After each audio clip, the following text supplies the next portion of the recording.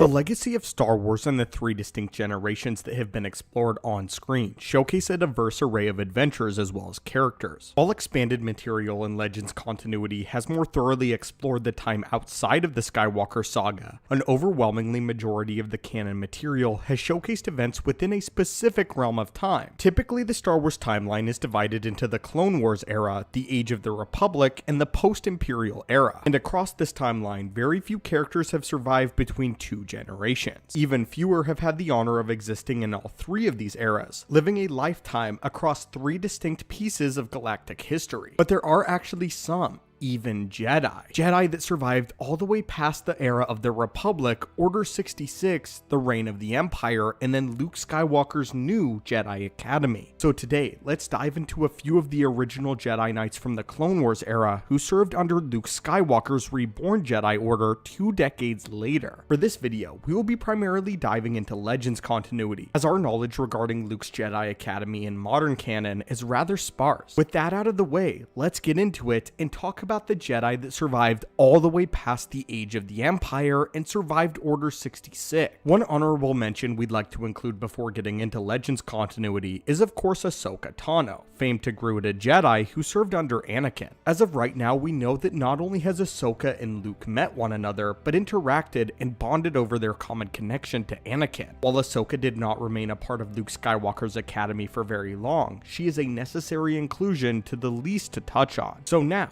let us begin and dive into Legends lore. The first Jedi goes by the name of Kakruk, who served honorably throughout the duration of the Clone Wars era as a faithful Jedi Master. During the waning days of the Clone Wars conflict, Kakruk found himself adrift near the Outer Rim after narrowly escaping an ambush by a Separatist cruiser. With a damaged ship, he ordered his crew to set course for the Bogdan system, where he knew of several Jedi Knights stationed in the area, hoping that they could help them. He and his clones touched down on Bogdan 3, where he reunited with Master Dun Man and her youngling apprentice. Upon being taken in by the Master, their ship underwent the necessary repairs, as the two Jedi Masters and several clones shared a meal together as the war came to a close. It was amidst this safe haven, however, that Order 66 was executed, and the clones turned on not only these two seasoned Jedi Masters, but the younglings within the building as well, with Mon also able to protect 4 younglings and dispatch nearly half a dozen troopers on their own. Kakruk was only able to escape with himself and a few of the Padawans in tow. Kakruk spent the early days of the Empire on a desolate moon, teaching the younglings the ways of the Jedi until pirates invaded said moon. Following the abduction of several Padawans, Kakruk learned that the story of the bounties being placed on Jedi had been true, and he had single-handedly placed a target on all of their backs, not taking them into hiding immediately. While Kakruk was ultimately able to rescue the younglings, they parted ways shortly afterward, with Kakruk believing that his presence was too dangerous to be among them, partially for their own protection, and partially due to the fact that Kakruk had to take action that deviated from proper Jedi teachings, actions in order to save the children. Not only did he survive the remaining shadow of the Empire for nearly 20 years, but he was recruited by Luke Skywalker's new academy, where he played a direct role in training Cade Skywalker, one of Luke's descendants. In fact, Kakruk outlived even Luke himself, completing Cade's training after the elder Skywalker had died in the original Legends continuity, making Kakruk one of the most long-lived Jedi in Star Wars lore entirely. Next, we have a longtime friend and colleague of Kakruk by the name of Tra Sa, from the Nedi species, whose physiology granted her a naturally long lifespan. Not only did she serve during the Clone Wars era, but she had already served the Republic for several hundred years before the conflict ever began, and she lived throughout the days of the fight against the Separatists. Despite her affiliation to the Jedi Order, however, she was plagued by a desire to start a romantic attachment with Jedi Master Thome, who was also a Clone Wars veteran. The relationship between the two Jedi grew throughout the Clone Wars, despite the Jedi not being formally allowed to develop attachments, and when Order 66 was issued, the duo found themselves on the planet of Nar Shaddaa. Though they were able to evade the clones, Thome died shortly after the rise of the Empire, while they lived in hiding on the world of Kashyyyk. Due to her longevity, her perception of time was warped, and the age of the Empire was little more than an inconvenience to her, though the loss of her loved one in Thome weighed heavily on her heart. Naturally, when a new Jedi Academy rose to prominence, she found herself as a welcomed member, reuniting with Kakruk,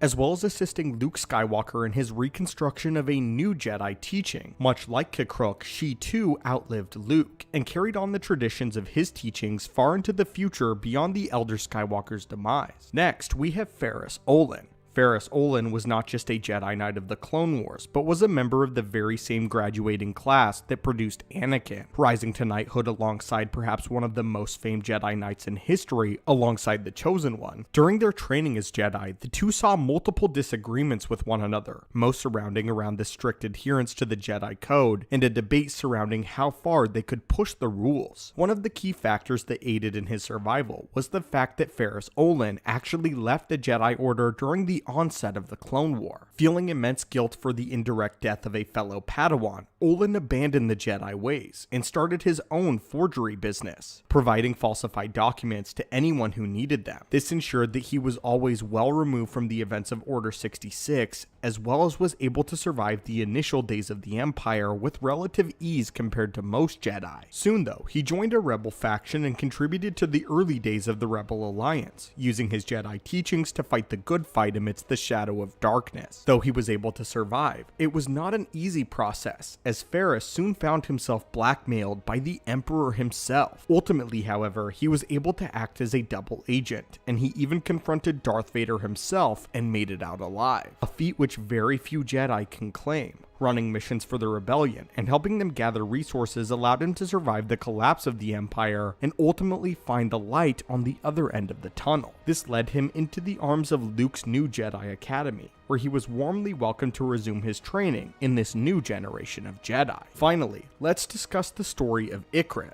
Ikrit, who much like Olin, was a former Jedi Knight who found himself in a self-imposed exile during the events of Order 66. Having served the Jedi for hundreds of years and studied under Master Yoda directly, Ikrit declared his own self-imposed exile almost 400 years before the Separatist crisis. By the time of the Empire's rise, he was regarded as a historical figure whom many believed to be dead. But Ikrit found himself called back into the fray during the early days of the New Republic after being awakened by Anakin Solo, Han and Leia's child. After rejoining modern society, he found himself being welcomed into Luke's new academy around 22 ABY, helping to enlighten the Academy about the early days of Jedi practices, dating back hundreds of years and proving insightful into some of the Jedi's oldest practices. But anyway, my friends, and students of the Force, what do you think of these few individuals that survived Order 66 and carried all the way to Luke's Jedi Academy? Did you actually know that any Jedi had managed to do so? As always, my friends, thank you guys so much for continuing to watch and support the channel. May the Force be with you, and have a great day.